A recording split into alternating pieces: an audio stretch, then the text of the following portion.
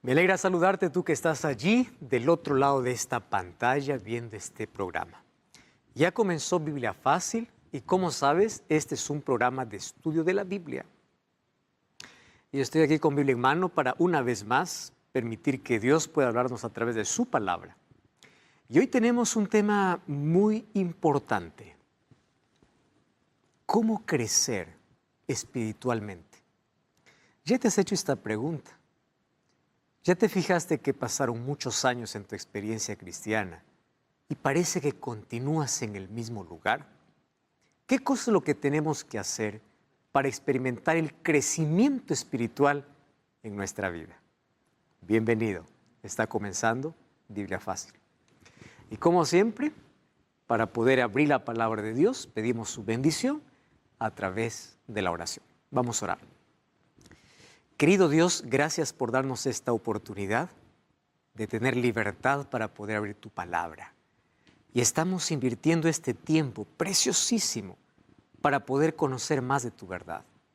Bendice a aquella persona que está viendo este programa. Puede estar pasando por necesidades, puede tener problemas, puede estar enfrentando luchas, crisis. Abrázalo hoy con tus promesas.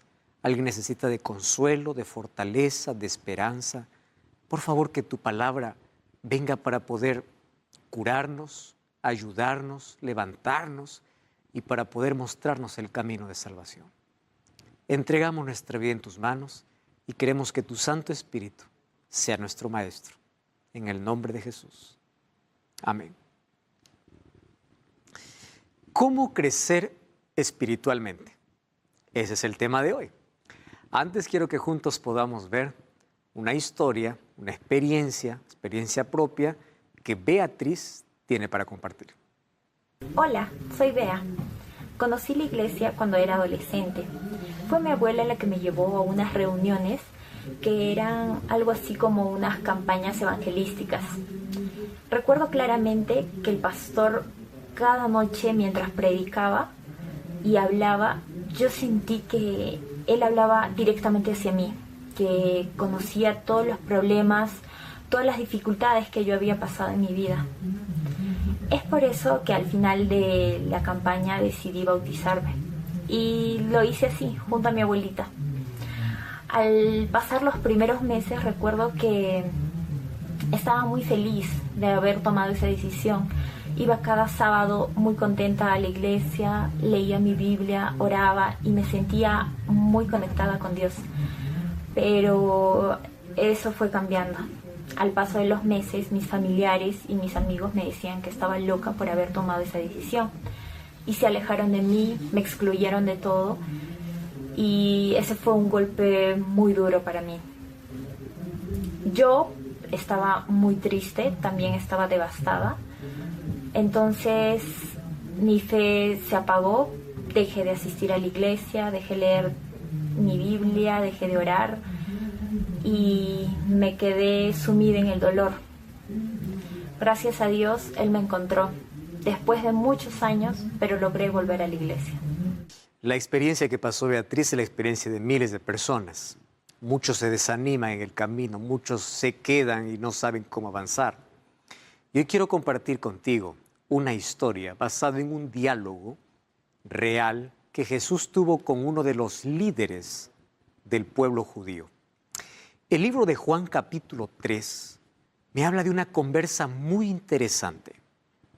En el versículo 1 dice así: había un hombre de los fariseos que se llamaba Nicodemo.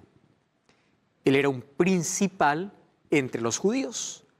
Este vino de noche a Jesús y le dijo: Rabí, sabemos que has venido de Dios como maestro, porque nadie puede hacer estas señales que tú haces si Dios no está con él. Y respondiendo Jesús le dijo: de cierto te digo, el que no nace de nuevo no puede ver el reino de Dios. Y él le dice: ¿cómo un hombre siendo viejo puede nacer de nuevo?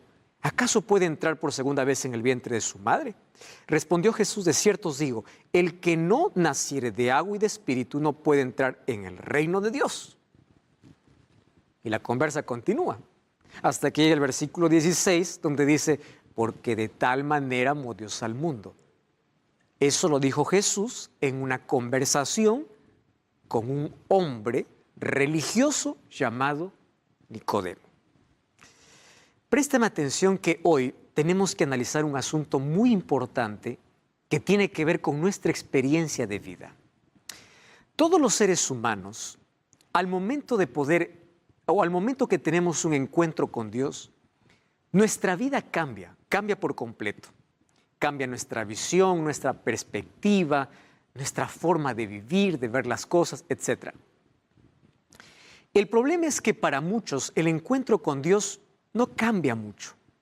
Hay personas que dicen, bueno, yo sigo siendo el mismo. Estoy yendo para la iglesia 30, 40 años y no cambié nada. Parece que los años pasan, pero no hay ningún cambio. Lo que me llama la atención es que quien va a ver a Jesús es un líder religioso. Es posible que muchos estén escondidos detrás de una máscara de religiosidad. Y solamente Dios puede conocer qué hay detrás de cada sonrisa, de cada rostro y de cada máscara. Este hombre, siendo un conocedor de la Biblia, siendo un conocedor de las Escrituras, siendo un líder religioso, Jesús fue al punto y le dijo, tú necesitas nacer. Tú necesitas un cambio urgente en la vida. Necesitas de un nuevo nacimiento. La pregunta es, ¿cómo es que una persona tiene que nacer de nuevo? Y Jesús le responde y le dice, aquel que no nace de agua y de espíritu no puede ver el reino de los cielos. ¿Qué significa nacer de agua? ¿Y qué significa nacer de espíritu? Hoy vamos a hablar sobre este diálogo tan importante y por qué Jesús vio en un religioso la necesidad de un nuevo nacimiento. ¿Por qué tenía que volver a nacer? Porque para muchos la religión puede ser una simple apariencia, mas no un encuentro real con Dios. Por afuera pueden tener la apariencia religiosa, pero por dentro están muriendo. Estoy hablando para alguien que ya conoce a Jesús. El libro de 2 de Corintios, capítulo 5, versículo 17, me da la evidencia de aquel que realmente nació de nuevo.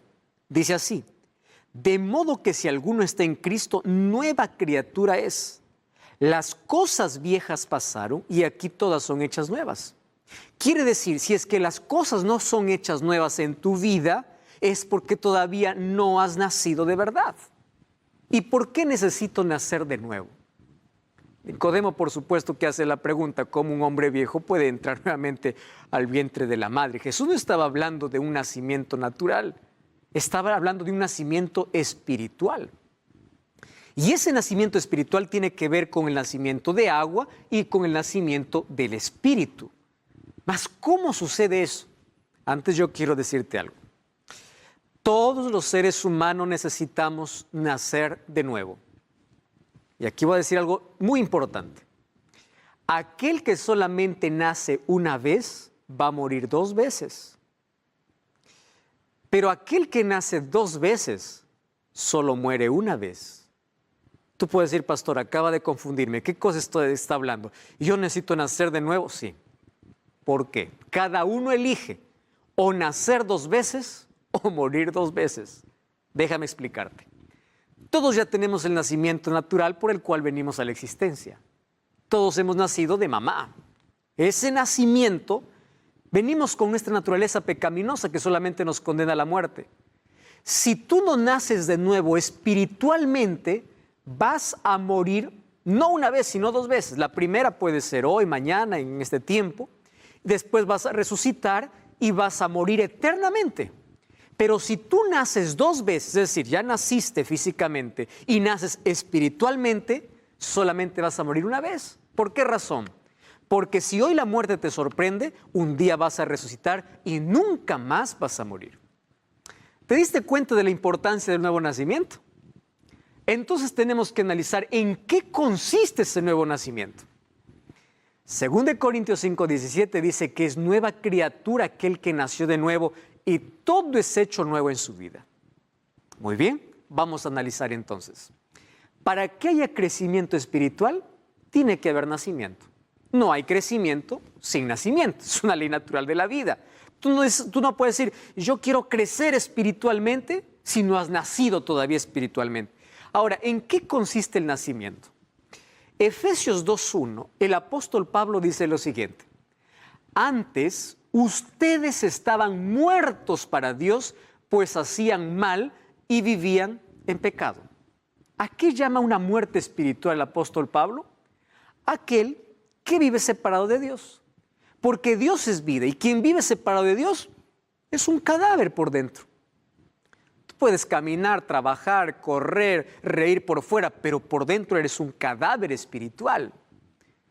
Porque la vida sin Dios es una vida sin sentido, es una vida sin propósito, es una vida vacía y es una vida en muerte en el pecado.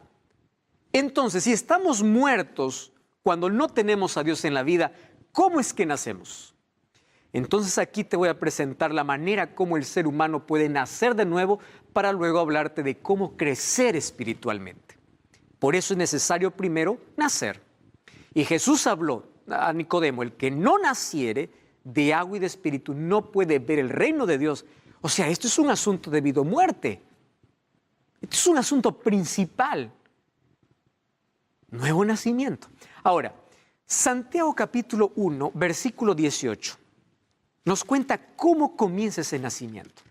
Mira lo que dice: Él, de su voluntad, nos hizo nacer por la palabra de verdad. Me encanta esa expresión. Él nos hizo nacer por la palabra de verdad para que seamos primicias de sus criaturas. ¿Qué cosa es lo que me llama la atención? Uno comienza a nacer cuando empieza a permitir que la palabra de Dios esté sembrada en nuestro corazón. Tú hoy estás permitiendo que esta palabra entre en tu vida. Y esta palabra tiene que nacer en tu vida, tiene que crecer. Y cuando la palabra de Dios se instala en tu vida, tú empiezas un nuevo nacimiento, porque la Biblia te da una nueva visión de la vida. Empiezas a ver las cosas de manera diferente. Empieza a fortalecer tu fe, a confiar en Dios. Entonces, toda persona que va a nacer tiene que comenzar teniendo un contacto con la palabra de Dios, porque aquel que nace antes de nacer de agua y de espíritu tiene que nacer de la palabra. Y aquí dice Santiago 1:18, Él nos hizo nacer por la palabra. Sin embargo, cuando tú naces por la palabra, tienes que tomar decisiones. ¿Cuál es la decisión? Tienes que ser bautizado. El bautismo es el nacimiento por agua. Exactamente. Tú me has acompañado durante toda esta temporada, estás conociendo de Jesús, de la Biblia, y quieres tomar una decisión y dices, está bien, yo entiendo todo, comprendo todo, acepto todo, y tienes que nacer.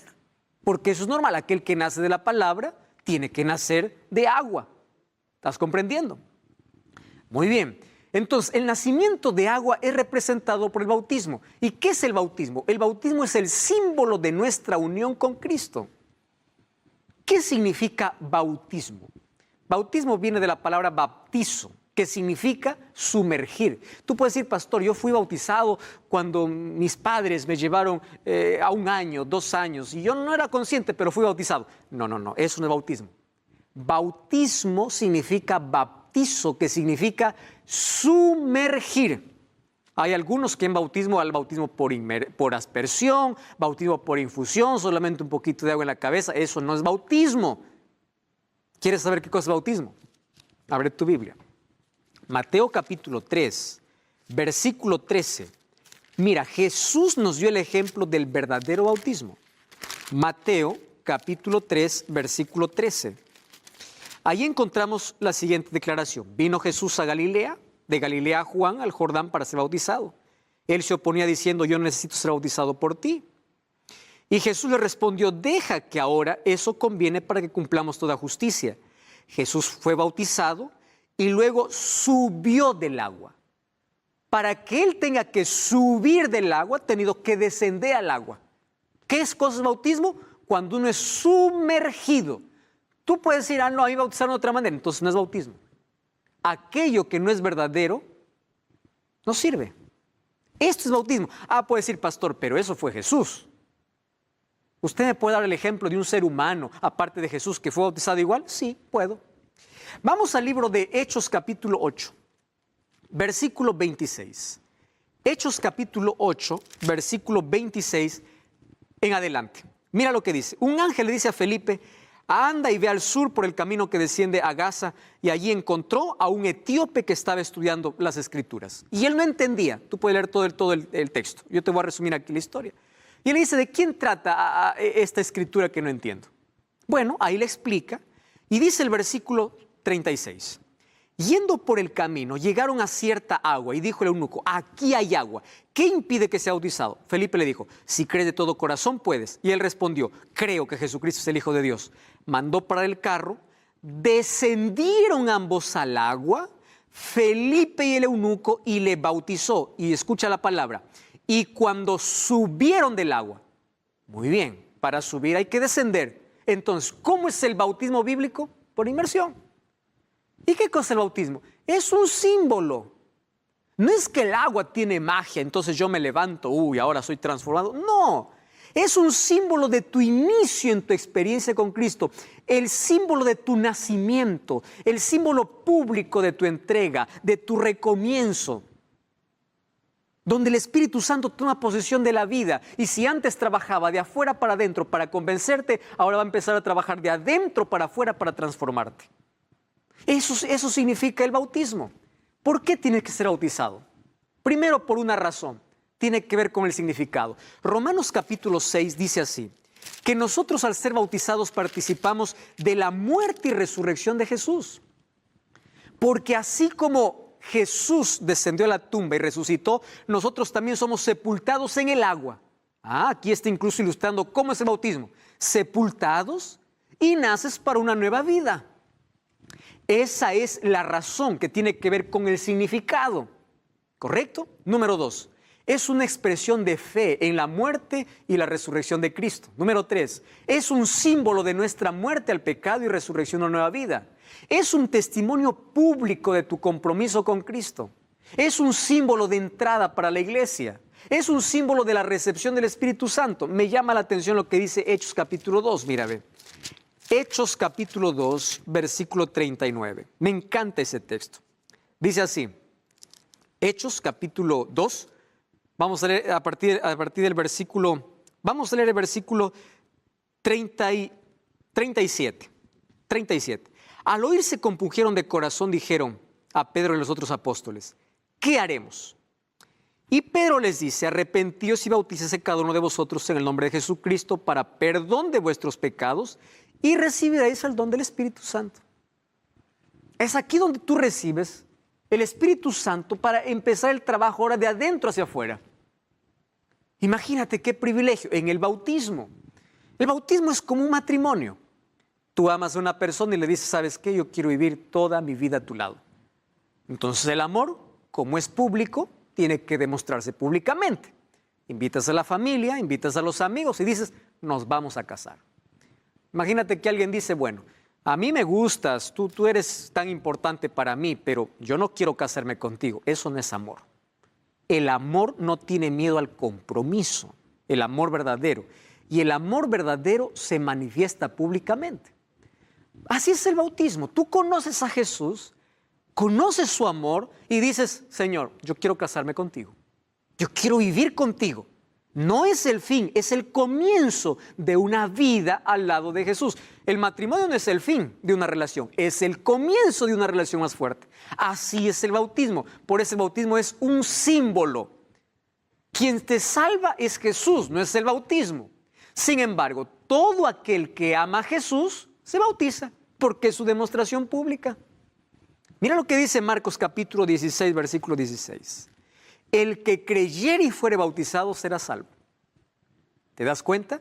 Creer no es solamente decir: yo creo en Dios. Creer involucra no solamente conocimiento, actitud, decisión, entrega. El que creyere y fuere bautizado será salvo. No porque el bautismo salva, quien salva es Cristo, pero el bautismo es la evidencia de que tú te entregas a Jesús. Públicamente demuestras que Cristo ahora toma control de tu vida. Eso es lo que representa el bautismo. Ahora, ¿quién tiene que bautizarse? Para bautizarse hay que tener uso de razón. Por eso es que los niños no pueden ser bautizados. ¿Qué cosa dice Pedro? Arrepentíos y bautícese. Para ver bautismo tiene que haber arrepentimiento.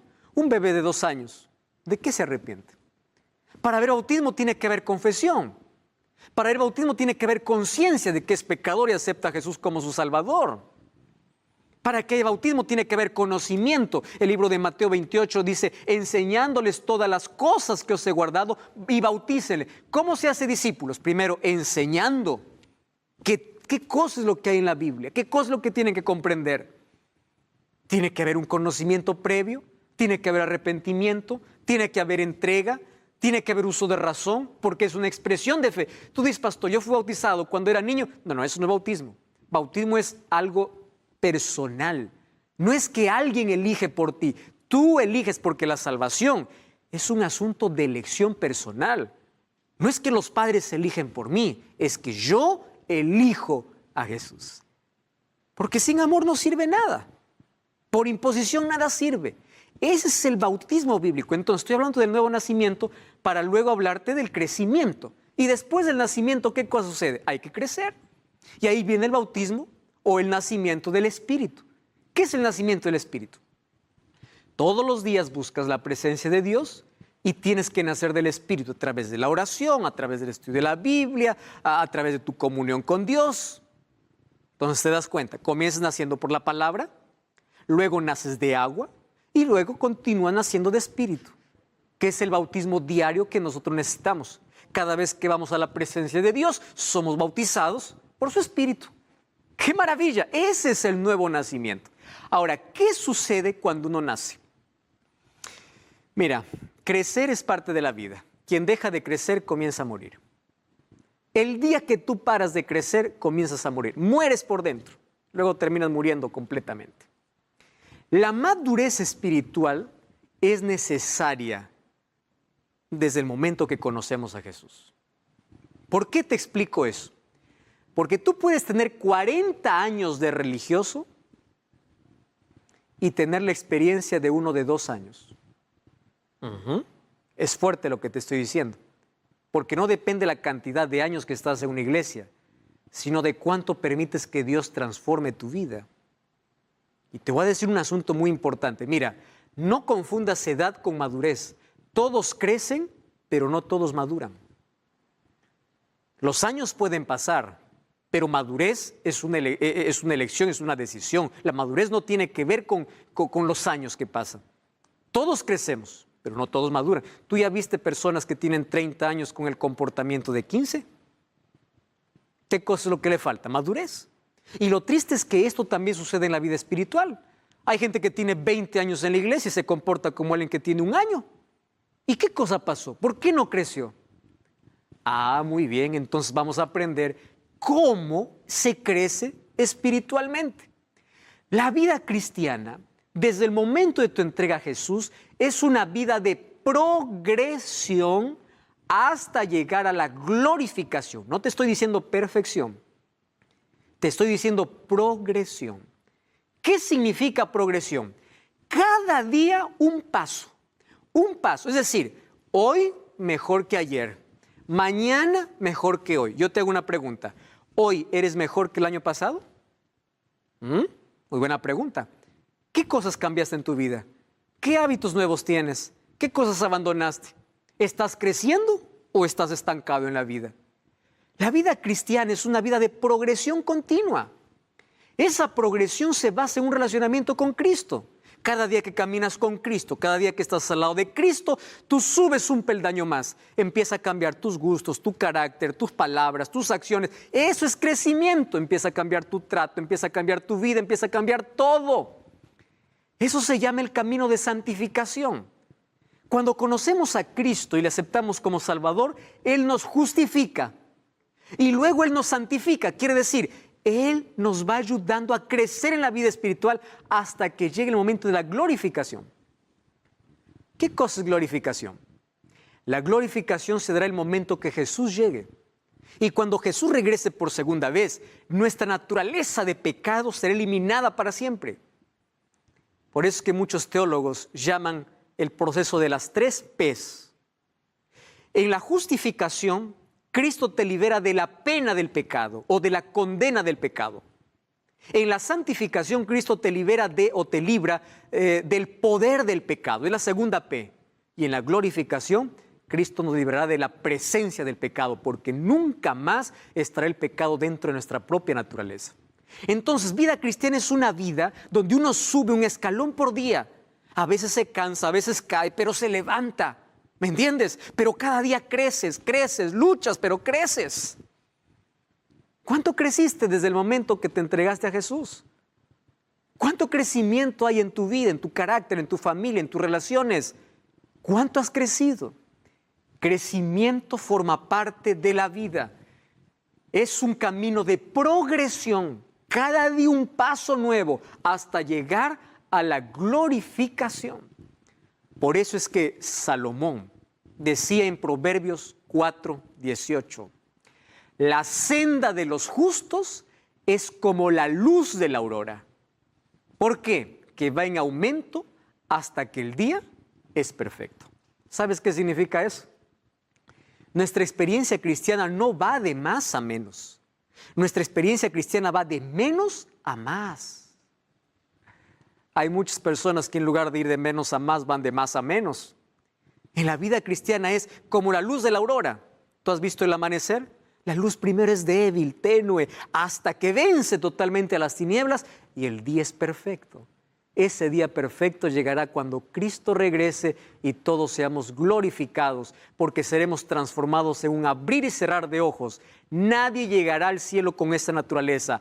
Antes de estar en el cielo, todos seremos glorificados o transformados completamente. Pero la transformación comienza desde el momento que Jesús entra a tu vida, paso a paso. ¿Qué te parece? Eso es crecimiento espiritual. Entonces, ¿quieres saber cómo crecer más espiritualmente? No cambies el canal. Vamos a una breve pausa y ya regresamos. Esto es Biblia Fácil.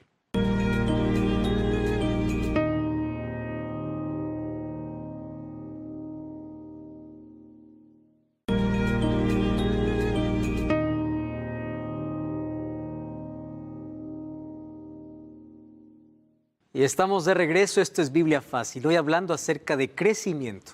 Y antes de hablar de crecimiento espiritual, tenemos que hablar de nacimiento espiritual. Y yo aquí tengo un material muy especial, preparado con mucho cariño para que tú puedas conocer más sobre cómo crecer espiritualmente. Se trata de la revista Evidencias. Tú puedes ingresar a nuestro sitio web, Estudia la Biblia, y elegir cómo estudiar este curso. Puedes solicitarlo en físico, en digital, o también puedes estudiar un curso bíblico por WhatsApp. No pierdas esta oportunidad. Ingresa a estudialabiblia.com. Hoy hablamos acerca de crecimiento espiritual. Ya vimos cuán importante es el nacimiento, nacer de la palabra, nacer de agua y nacer de espíritu. Ahora el crecimiento. Crecimiento siempre tiene sus cosas, ¿verdad? Cuando el ser humano crece, a veces crece con dolor, con esfuerzo, con disciplina. Hay una frase que dice, sin jardinero no hay jardín. Si tú quieres tener lindas flores, tienes que dar tiempo, tienes que cuidar, tienes que proteger. Entonces así es la vida cristiana. La palabra que nació en tu corazón tiene que estar protegida, tiene que crecer, tiene que dar fruto. Porque si no, puede venir las espinas, puede venir el mal tiempo y pueden arrancar todo esto. Por eso es que muchas personas se quedan medio camino, renuncian a la fe. Y hoy yo quiero mostrarte de qué manera el ser humano crece espiritualmente. ¿Cómo podemos dejar allí lo estático de nuestra vida espiritual y comenzar a avanzar? Te voy a presentar algunas evidencias, que algunas cosas que la Biblia presenta en cuanto a una persona que está creciendo progresivamente, día a día, paso a paso.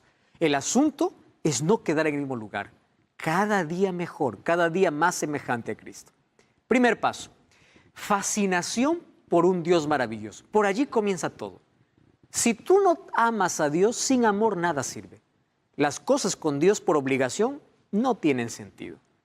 Si tú estás yendo a una iglesia, eres obligado, no te sientes bien, haces las cosas sin gusto, eso no agrada a Dios. Préstame atención. El libro de Mateo capítulo 22, versículo 37, dice así. Jesús le dijo, amarás al Señor tu Dios con todo tu corazón, con toda tu alma y con toda tu mente. De nada sirve que hagas lo que hagas en la vida, sacrificios, penitencias, hagas lo que hagas. Si no hay amor por Dios, no sirve. ¿Qué cosa es lo que quiere Dios? Amor. Incluso la obediencia sin amor no sirve. Tú puedes guardar todos los mandamientos y estar perdido, recuerda el joven rico. ¿Qué cosa? Por eso, Dios nos pide una obediencia por amor. Si me amáis, guardad mis mandamientos, no por obligación. Entonces todo nace por esa fascinación de quién es Dios. Si Dios es maravilloso, entonces pide que Dios pueda crear esa respuesta de amor también hacia Él, así como Él te ama. Número 2, transformación. Me encanta esto. La gracia que salva es la gracia que transforma. La gracia no te deje en la desgracia del pecado. Tú no puedes decir, bueno, soy salvo por gracia, hago lo que quiero, vivo como quiero, soy libre. Pero un momento. La libertad tiene sus límites, si no es libertinaje. ¿Y cuáles son los límites? Dios nos ha dejado en su palabra principios que hay que respetar. Dios nos ha dejado en su palabra su ley que hay que guardar. Eso nos protege de la esclavitud del pecado. Entonces, la gracia transforma nuestra vida. No es que soy solo por gracia, soy libre y hago lo que quiero. No, no, no. Eso no es la enseñanza bíblica. Lo que hace la gracia es restaurar la imagen de Dios que ha sido deformada por causa del pecado. ¿Qué cosa es lo que cambia en la vida? El carácter. Y esto es lo que me encanta. Mira, ¿cuándo ocurre eso? Vamos al segundo paso entonces. Mateo capítulo 11, versículo 28, es un llamado que Jesús hace. Mateo capítulo 11, versículo 28. Venid a mí, dice Jehová, o allí dice, venid a mí todos los que estáis trabajados y cargados, y yo os haré descansar. Llevad mi yugo sobre vosotros y aprended de mí, que soy manso y humilde de corazón, y hallaréis descansos para vuestras almas, o descanso para vuestras almas, porque mi yugo es fácil y ligera mi carga. ¿Cuál es la invitación de Jesús? Ven a mí. Es lo primero, ir a Jesús. En segundo lugar, colócate mi yugo. Tú conoces el yugo. El yugo es un pedazo de madera diseñado para poder estar en el cuello de dos bueyes, de dos toros. Aquellos que son del campo entienden mejor la ilustración. Colocas dos toros allí para poder arar la tierra, pero para que uno no se adelante ni el otro se atrase, hay un yugo que les une. Y por ese yugo ellos pueden dar el mismo paso, paso a paso. Nadie se adelanta, nadie se atrasa, porque aquel que quiere adelantarse no puede porque el yugo le detiene. ¿Y qué ilustración que hace Jesús? Ven a mí, yo voy a cambiar tu carácter, tú vas a ser manso y humilde, porque nuestros mayores problemas de la vida tienen que ver con lo que somos, con nuestro carácter. Entonces, ¿quieres ser manso y humilde de corazón? Colócate mi yugo. ¿Cuál es el yugo? Es ligero, dice. ¿Qué cosa es el yugo? Colocar mi vida en armonía con su palabra. Ese yugo sería su ley que me permite vivir en sintonía con la voluntad de Dios. Y caminemos juntos. No te adelantes, no te atrases. Vamos juntos, paso a paso. Y tú vas a aprender que soy manso y humilde de corazón. ¿Qué invitación que hace Jesús? ¿Qué cosa dice el libro de Filipenses capítulo 1, versículo 6? Mira lo que dice. Filipenses capítulo 1, versículo 6. Me encanta ese texto. Allí dice lo siguiente. Estando persuadido de esto, el que comenzó en vosotros la buena obra la perfeccionará. Dios ya comenzó su obra en ti. Y Él te irá transformando paso a paso. Cuando voy al libro de Primera de Pedro, capítulo 1, versículo 7, yo encuentro que a veces en ese proceso hay dificultades. Primera de Pedro 1:7 dice así, que nuestra fe, versículo 6 comienza diciendo, en lo cual vosotros os alegráis, aunque ahora por un poco de tiempo, si es necesario, tengáis que ser afligidos en diversas pruebas, para que sometida vuestra fe a prueba, mucho más preciosa que el oro, cual aunque perecedero se prueba con fuego. A veces Dios permite las crisis, dificultades en la vida para que nuestro carácter se pula. Dios no te ha prometido librarte del horno de fuego. Él ha prometido estar contigo en medio del horno de fuego. No te ha prometido que tú vas a estar libre de crisis. Él ha prometido estar contigo en las crisis. Entonces, aquí, Dios, ¿cómo transforma nuestra vida? A veces tiene que llevarnos por ese proceso. Cuando dice, allí Salmos 23, aunque ande por el valle de sombra y de muerte, no temeré porque tú estás conmigo. Quiere decir que cuando caminas con Jesús, aún vas a andar por valles peligrosos. La vida es difícil. Pero allí Dios te va a pulir, allí Dios te va a enseñar la lección más grande. ¿Cuál es la lección más grande que al ser humano le cuesta aprender? La lección de dependencia de Dios.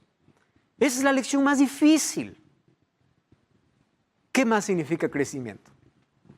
Crecimiento significa ser guiado por el Espíritu. Gálatas capítulo 5, versículo 22 dice así: el fruto del Espíritu es amor. ¿Qué cosa es lo que quiere hacer Dios? Quiere tomar el control de tu vida. Y cuando Dios toma el control de tu vida, tú no empiezas a hablar en lenguas, lo que empieza a tener amor. Ese es el fruto del Espíritu. Hablar en lenguas es un don del Espíritu, que ya vimos esa diferencia en los programas anteriores. Ahora, presta atención aquí. No se mide esto por la cantidad de años que estés en una iglesia. Tú puedes decir, tengo 40 años, pero no puedes tener el fruto del Espíritu. Esto se mide por la cantidad de tiempo que tú pasas con Dios. Otra vez repito, puedes estar 20 años en una iglesia y apenas haber pasado un día con Dios. ¿Cuánto tiempo estás dedicando para las cosas espirituales? Esto significa que yo cada día debo anhelar más de Dios para que cada día haya menos de mí. Me encanta esa frase. Cada día más de Dios, menos de mí. Dios que se vea reflejado en todo lo que yo hago.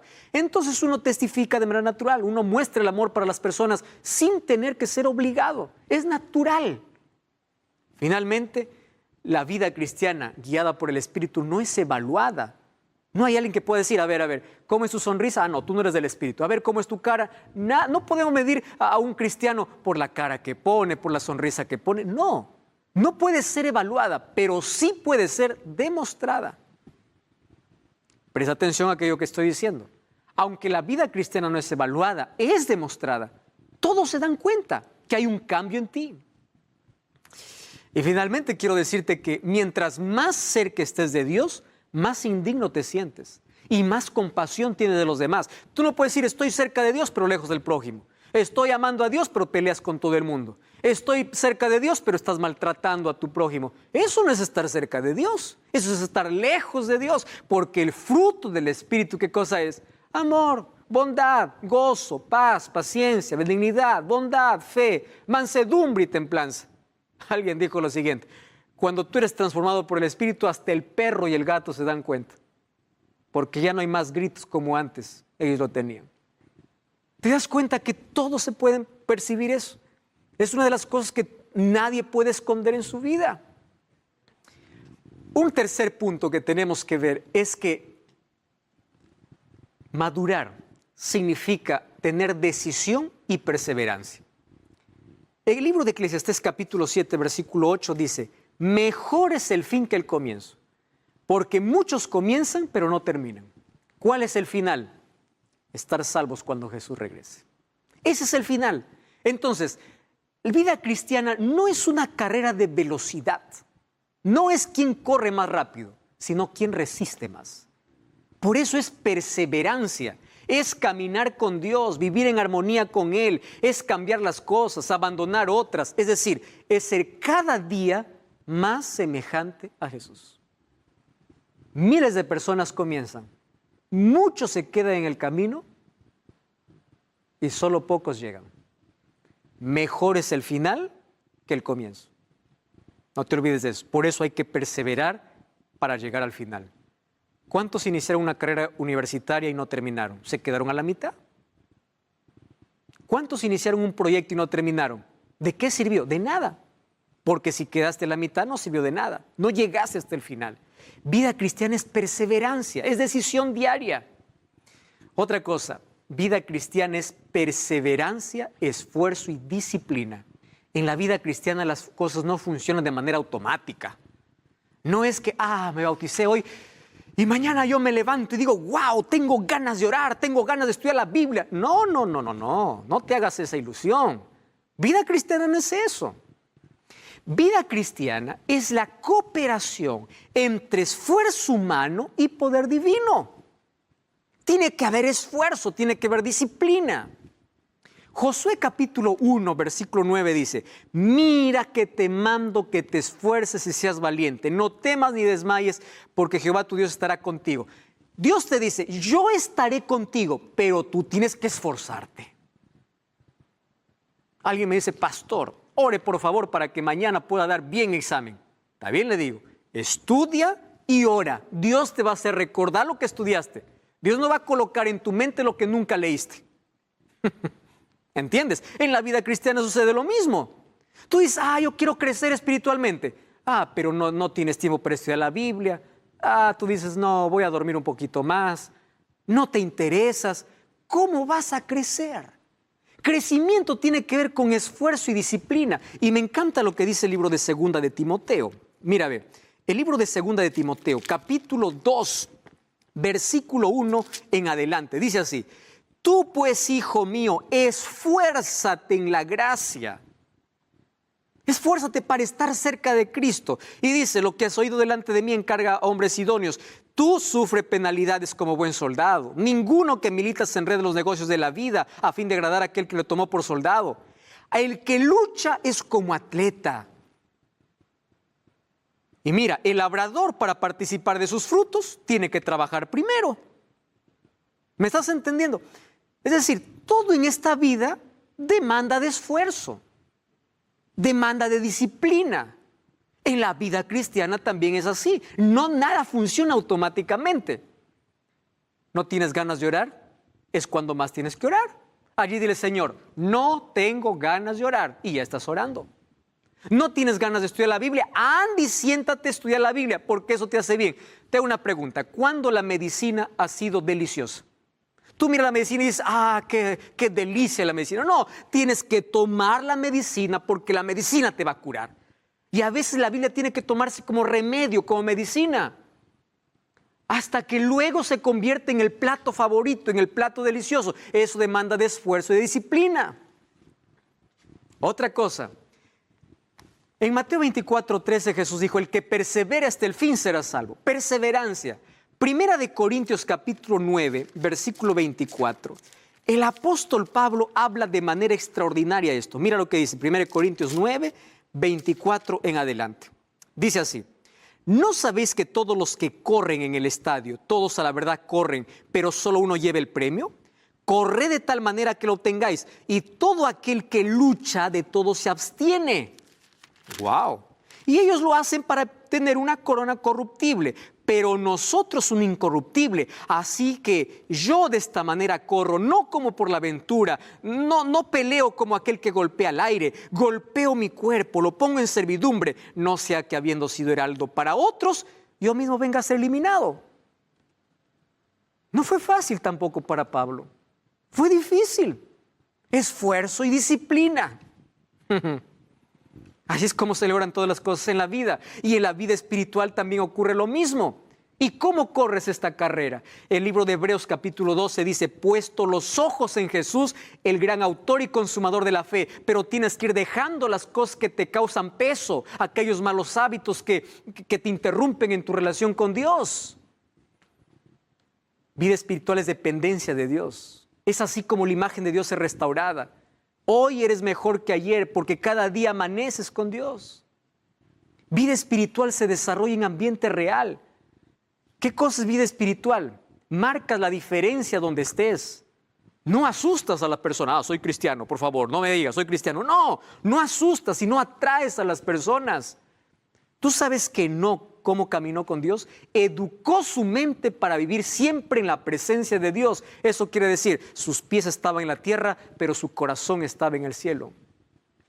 En cambio, la mujer de Lot, sus pies estaban fuera de Sodoma, pero su corazón continuaba en Sodoma. Entonces yo te pregunto, ¿dónde está tu corazón? ¿Dónde está? Vida espiritual produce cambios reales. Cambios reales no son maquillajes superficiales. Cambio real viene de adentro hacia afuera. Cambio superficial viene de afuera hacia adentro. ¿Quieres un cambio real? El cambio tiene que comenzar adentro. Y quiero que entiendas algo.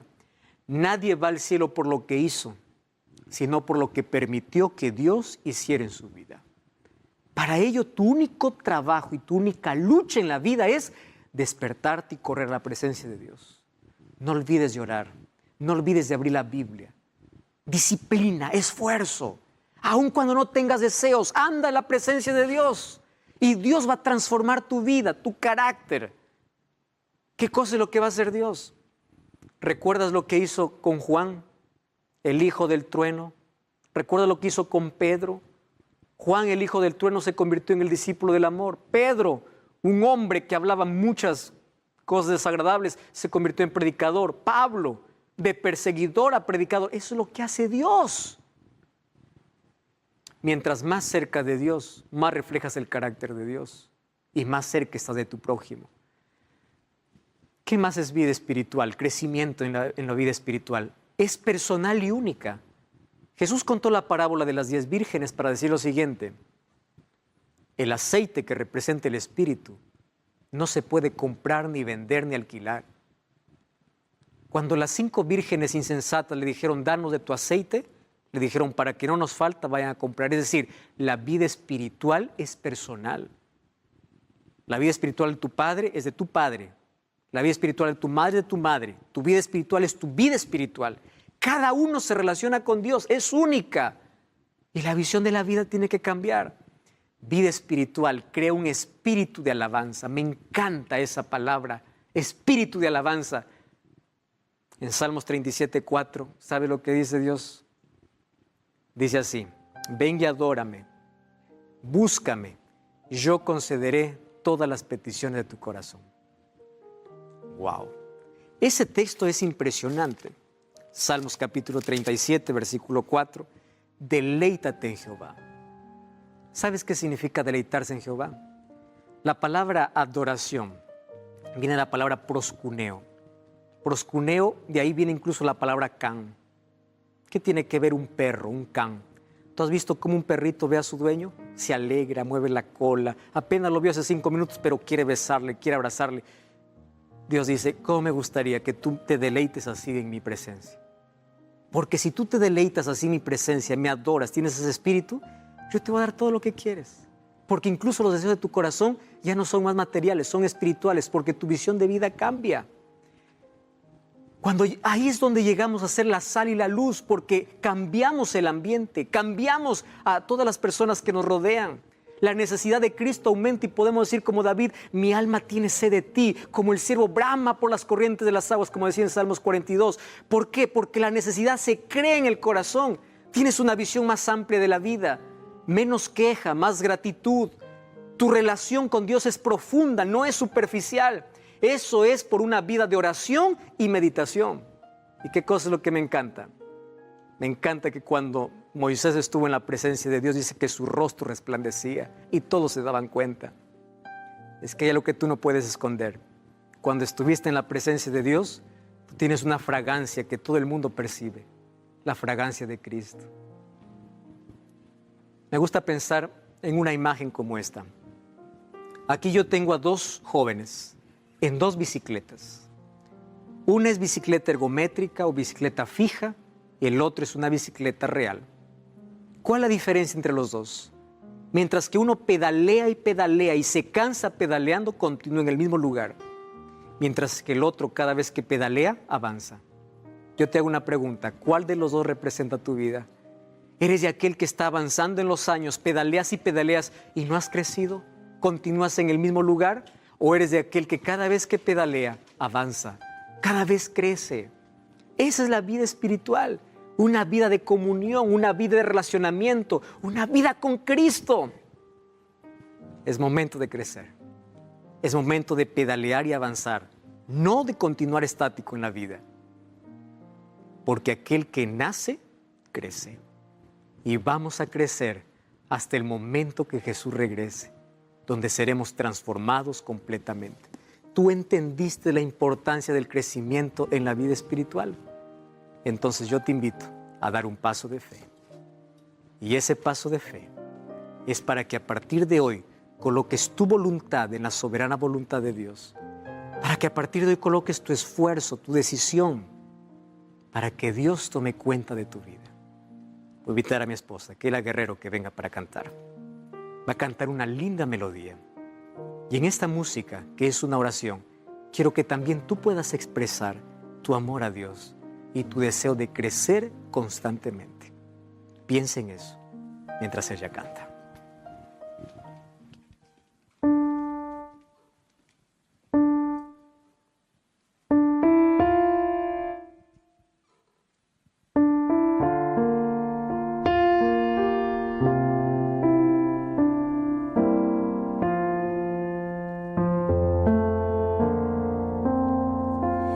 Ya las cosas de este mundo no me dan felicidad, pues conocí tu gran amor y ahora quiero, Señor, ser como tú.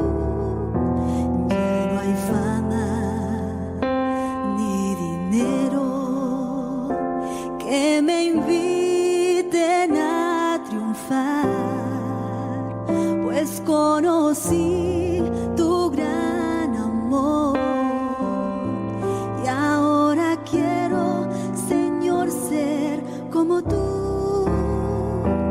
Toda fama que anhelé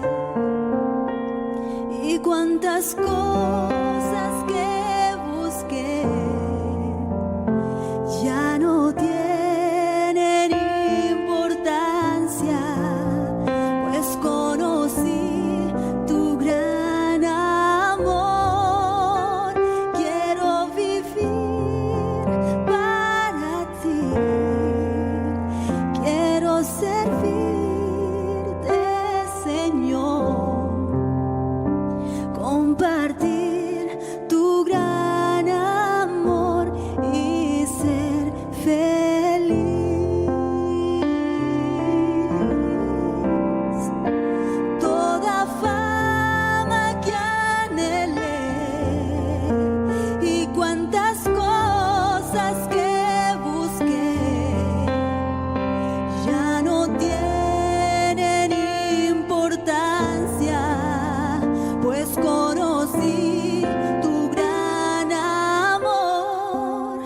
Quiero vivir para ti, quiero servirte, Señor, compartir tu gran amor y ser feliz.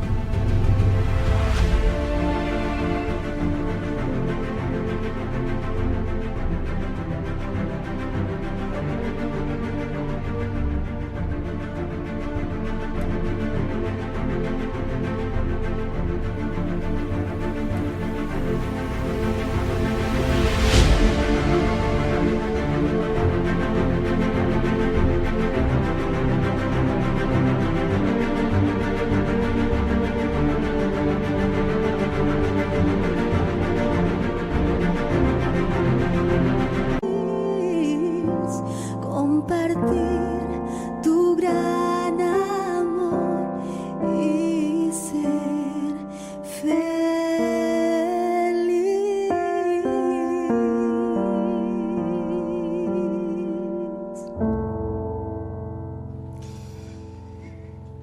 Las cosas de este mundo no me dan felicidad, porque encontré una felicidad superior, mayor. ¿En dónde? En Cristo. Eso es vida espiritual. Eso es crecimiento. Tu vida va cambiando, va transformándose Y hoy empiezas a dejar lo que antes tanto te gustaba. Hace un tiempo encontré a un hermano de la iglesia que decía: pastor, usted no sabe lo que Dios hizo en mi vida. Yo antes amaba el alcohol y yo creía que sin alcohol no podría vivir. Era un adicto al alcohol. Un día me encontré con Jesús. Fue transformando mi vida. Hoy cuando huelo el alcohol, me da asco. No sé cómo es que eso he podido consumir tanto tiempo en mi vida. Que Dios cambia el gusto. Dios cambia aquellas cosas, aquellos malos hábitos que te destruyen. Estoy hablando para alguien que está hundido en la droga. Deja la droga. Estás ahí con un vaso de licor en la mano. Bote ese licor. Estás con un cigarro en la mano que está acabando con tu salud. Bote ese cigarro y dile: Señor, yo quiero nacer de nuevo. Yo quiero descubrir la verdadera felicidad en ti. Y comienza a crecer.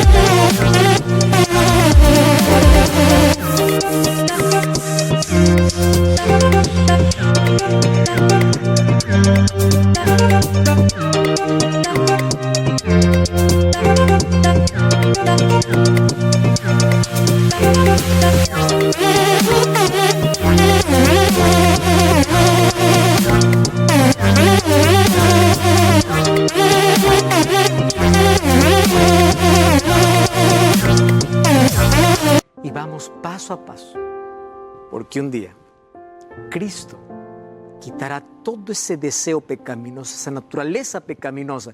Mientras tanto, tenemos que caminar paso a paso, hoy mejor que ayer y cada día más semejante a Jesús.